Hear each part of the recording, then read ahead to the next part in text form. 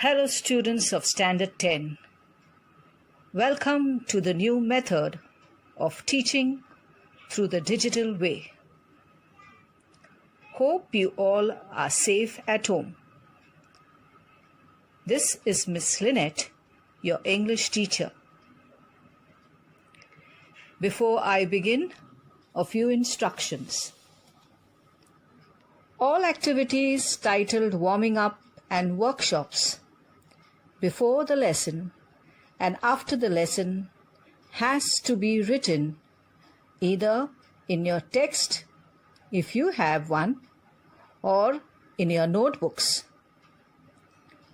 There are a few questions mentioned on each page of your text. You will comprehend the passage and write the answers yourself. We will now do the warming up activity on page 7 in your text. The activity is also on your screen, so pay attention.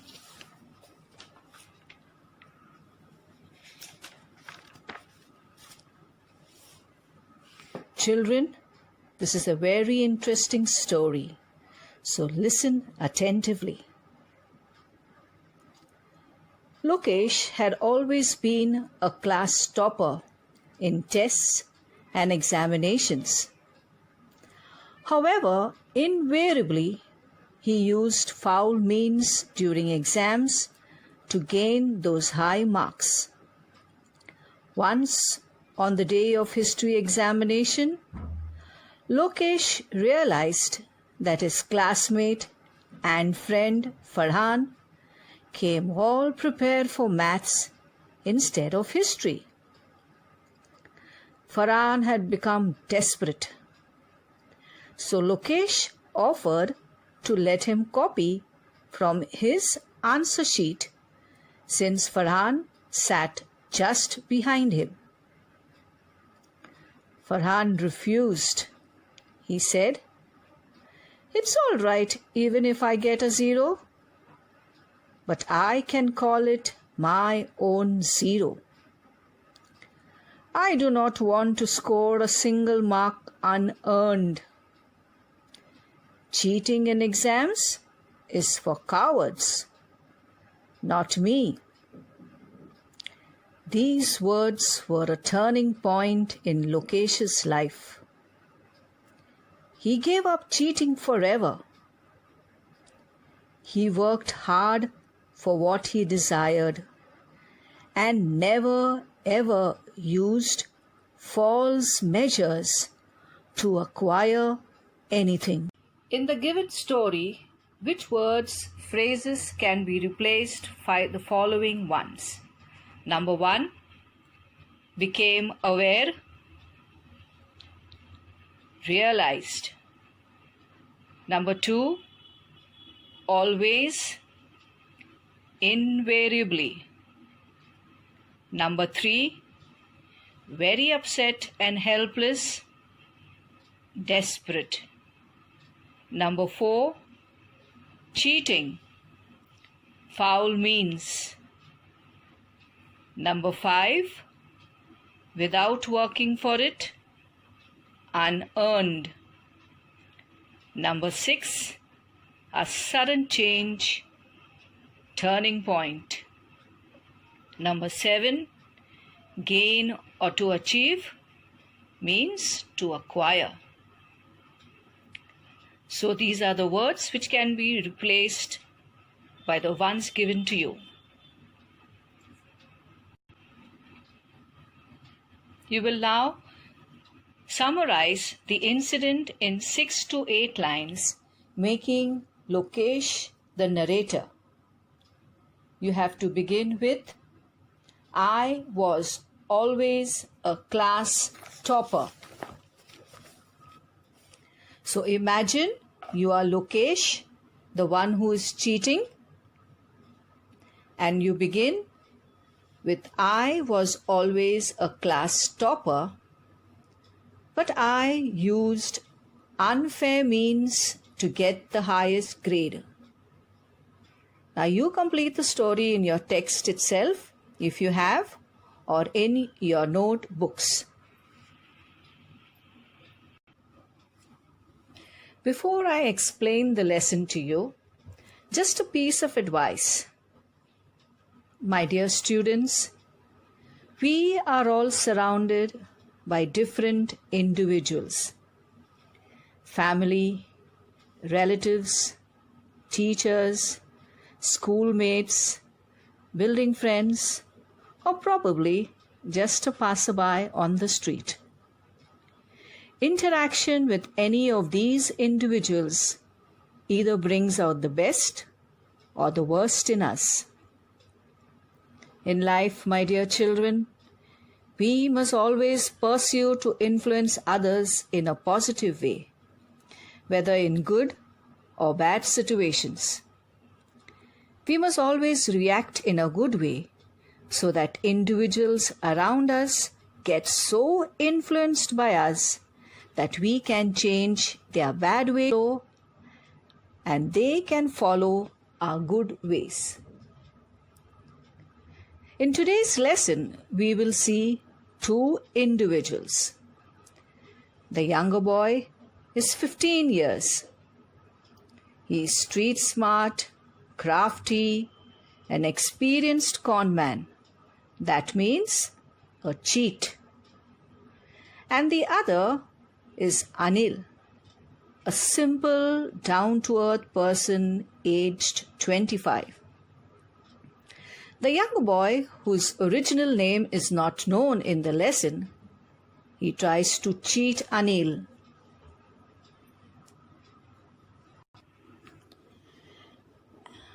As we go through the lesson, let us see whose personality is strong, that he will change or influence others' life for good. Now we begin with our lesson, The Thief's Story by Ruskin Bond. This is Ruskin Bond, an Indian author of British descent. British descent means his parents were English, but he lived with his adopted family in Landour in Missouri, in India. The Indian Council for Child Education has recognized his role in the growth of children's literature in India. He got the Sahitya Academy Award in 1992 for Our Trees Still Grow in Dehra. It was published in English. Later on, he was awarded the Padma Shri in 1999 and the Padma Bhushan in 2014. So children, now I will read each slide on your screen, followed by the explanation. If you have a text, I am on page 8. I was still a thief when I met Anil, and though only 15, I was an experienced and fairly successful hand. Anil was watching a wrestling match when I approached him. He was about 25, a tall, lean fellow, and he looked easygoing, kind, and simple enough for my purpose. I hadn't had much luck of late and thought I might be able to get into the young man's confidence. "You look a bit of a wrestler yourself," I said. "A little flattery helps in making friends." "So do you," he replied, which put me off for a moment, because at that time I was rather thin. Well, I said modestly, I do wrestle a bit. What's your name? Hari Singh, I lied. I took a new name every month. That kept me ahead of the police and my former employers. After this introduction, Anil talked about the well-oiled wrestlers who were grunting, lifting and throwing each other about. I didn't have much to say. Anil walked away. I followed casually. Hello again, he said. So, students, in our story, we have two characters. One, a 15-year-old boy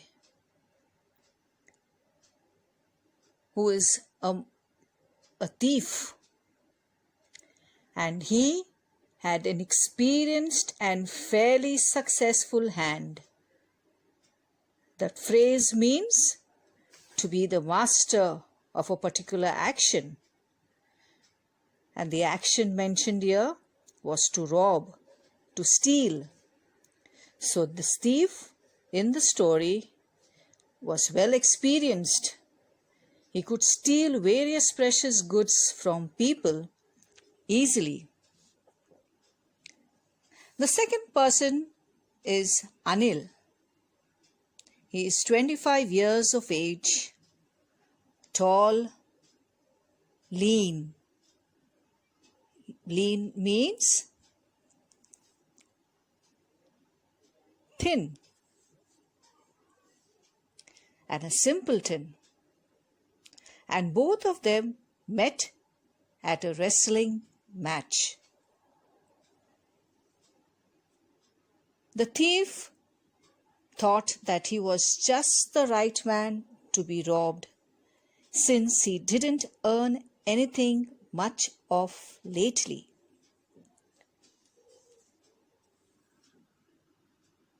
So the thief thought he could win Anil's confidence easily.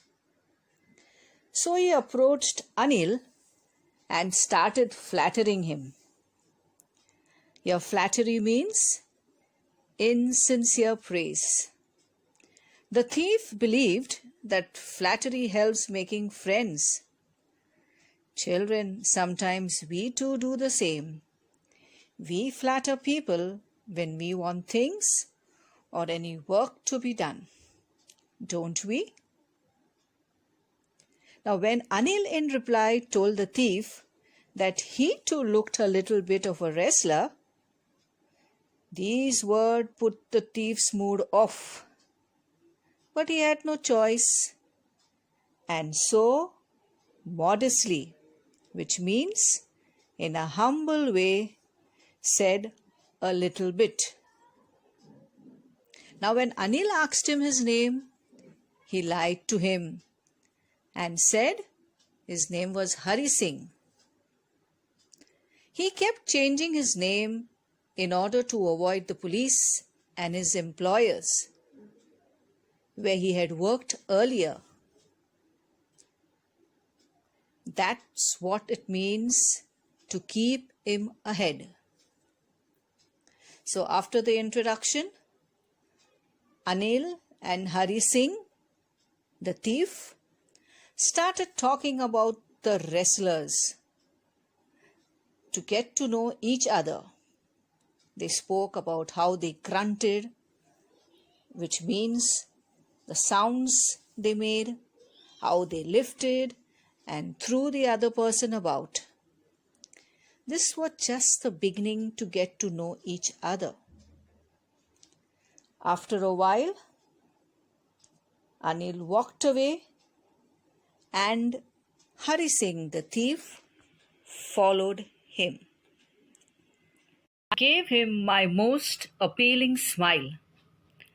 I want to work for you, I said, but I can't pay you. Perhaps I had misjudged my man.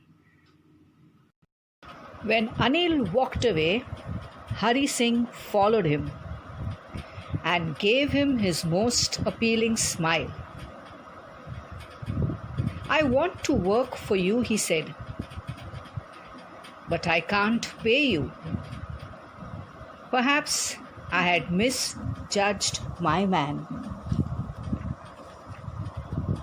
So Hari Singh ran after Anil because he wanted to be with him and gave him his most appealing smile. Appealing is an attention-getting smile. Sometimes we do that. We also give in our best smile to get the attention of the opposite person. And he asked Anil if he could work for him.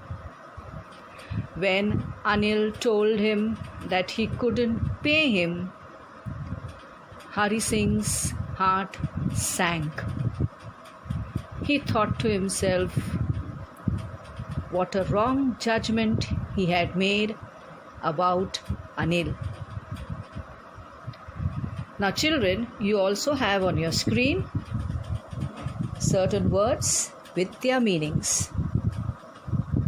Now you can use these words in your daily conversation and impress your listener. This slide has 2 questions, which you will write the answer in your notebook.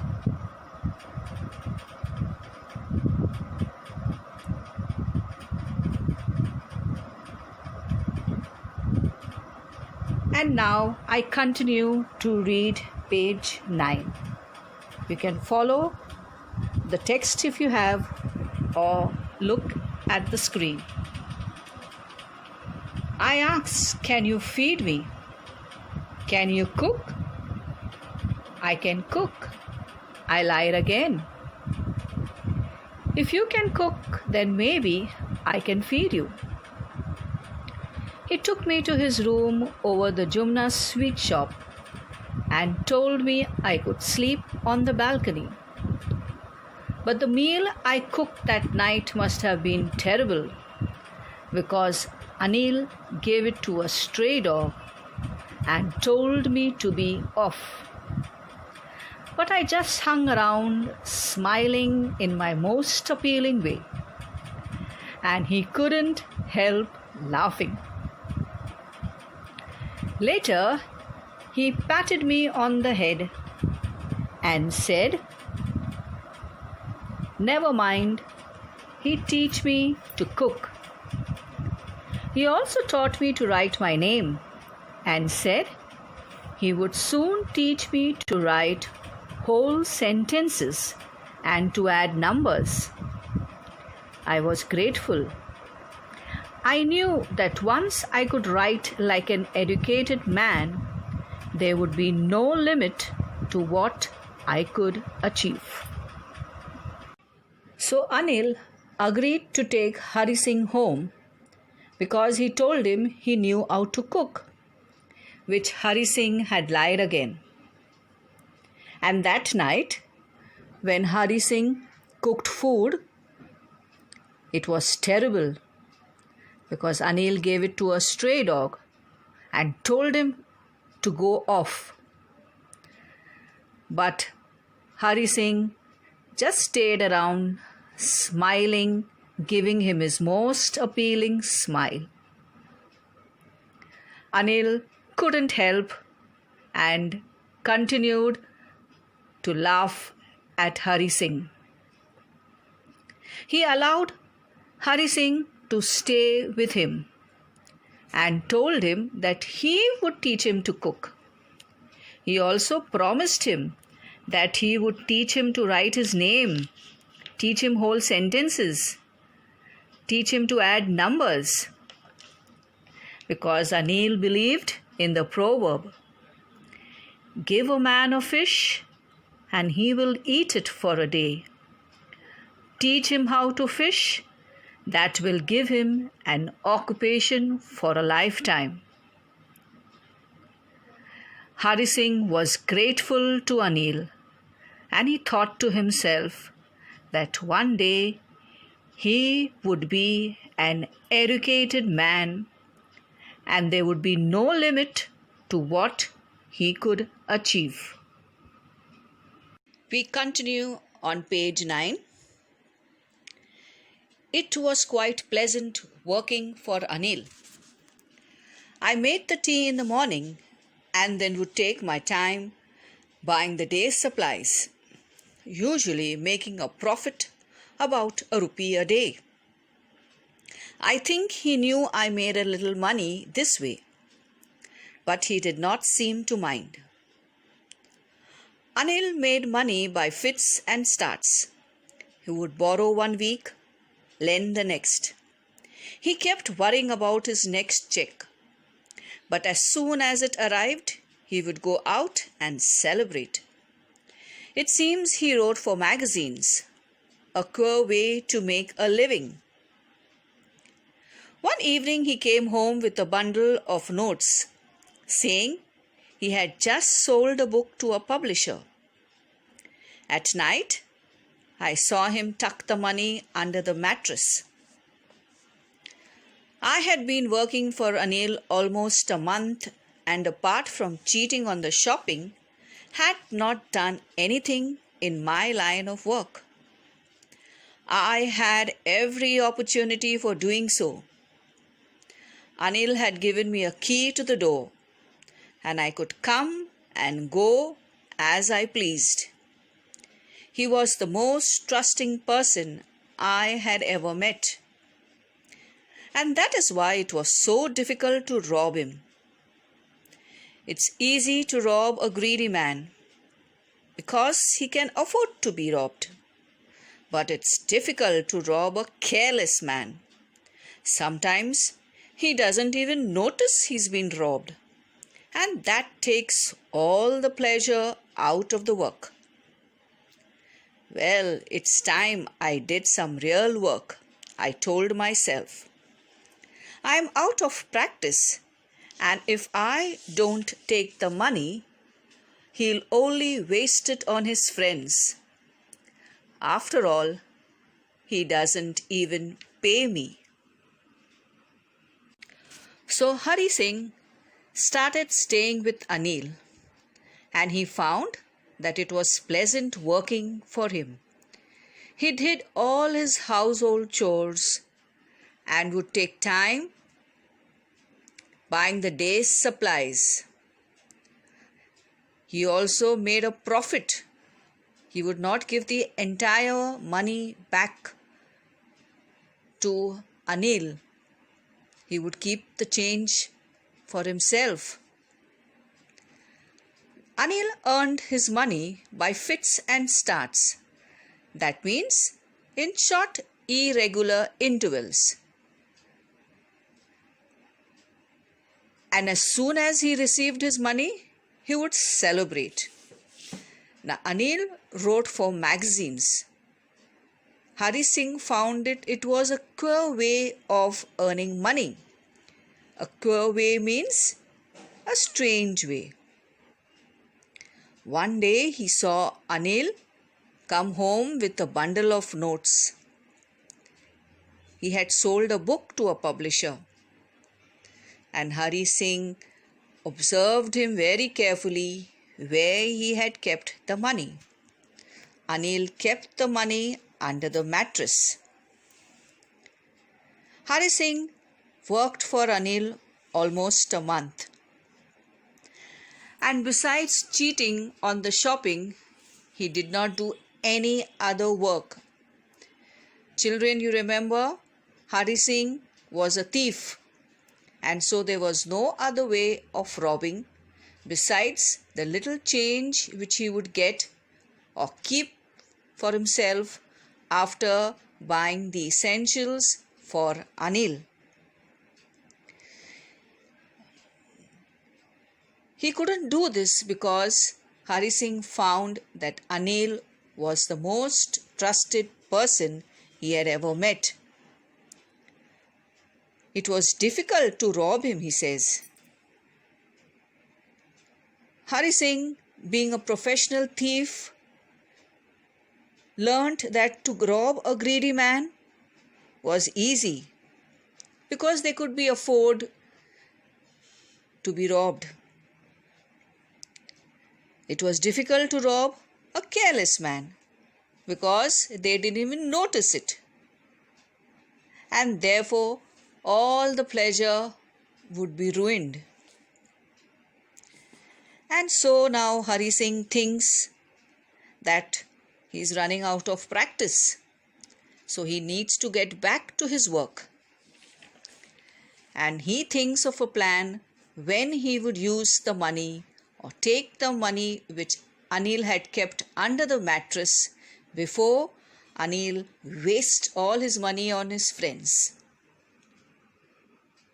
Children, you have 2 questions on your slide. You will answer them in your notebooks. But for today, we will stop here and we will continue next time. Hope you have understood pages 8 and 9 well.